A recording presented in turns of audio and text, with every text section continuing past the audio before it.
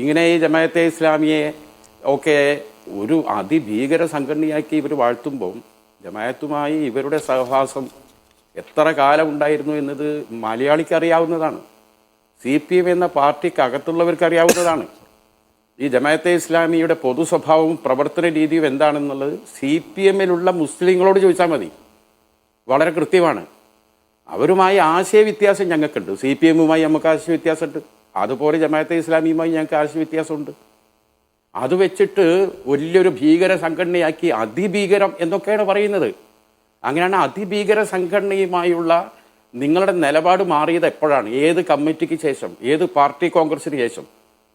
ഒരു സംഘടനയെ തള്ളി പറയുകയാണെങ്കിൽ പാർട്ടി ആദ്യം എന്ത് ചെയ്യും?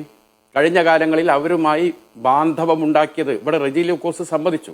ഞങ്ങൾക്ക് മുമ്പ് PDPയുമായും ജമാഅത്ത് ഇസ്ലാമിയുമായും ഞങ്ങൾക്ക് ബന്ധമുണ്ടായിരുന്നു. അതിൻ്റെ അപകടം മനസ്സിലാക്കി ഞങ്ങൾ ഒഴിവാക്കി. ഇവിടെ PDP ഇവിടെ ഒഴിവായത്? PDP ഇപ്പോഴും നിങ്ങളെ ഒക്കത്ത് തന്നെ ഉള്ളത്. ഈ കഴിഞ്ഞ തെരഞ്ഞെടുപ്പിൽ പോലും PDPൻ്റെ ഉദയസൂര്യൻ ചിഹ്നമുള്ള പതാക പാലക്കാട്ടും അതുപോലുള്ള മറ്റു സ്ഥലങ്ങളിലൊക്കെ പാറിക്കളിച്ചതാണ്. മനസ്സിലാക്കണം. PDP എപ്പോഴും അപ്പുറമുള്ളത്.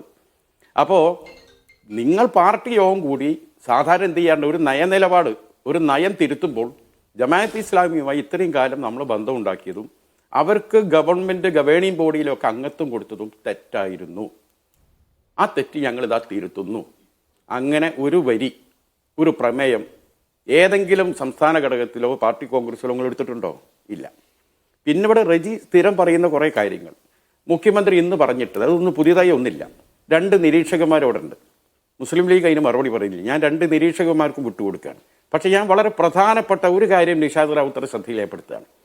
മലപ്പുറം ജില്ലാ സമ്മേളനവുമായി ബന്ധപ്പെട്ട് ഒരു മതേതര മലപ്പുറം മുന്നോട്ട് എന്ന് പറഞ്ഞ് ഒരു സ്മരണികയുണ്ടായി.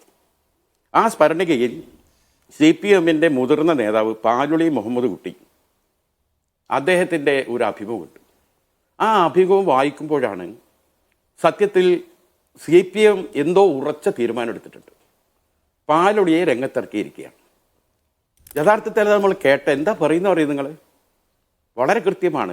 പാകിസ്ഥാന് വേണ്ടി ഏറ്റവും കൂടുതൽ നിലകൊണ്ടത് മലപ്പുറത്തുള്ള മുസ്ലിം ലീഗുകാരാണ്. കേൾക്കണം. പാകിസ്ഥാൻ വാദം ഉയരുന്ന കാലത്ത് മലപ്പുറം ജില്ല തന്നെ ഇല്ല.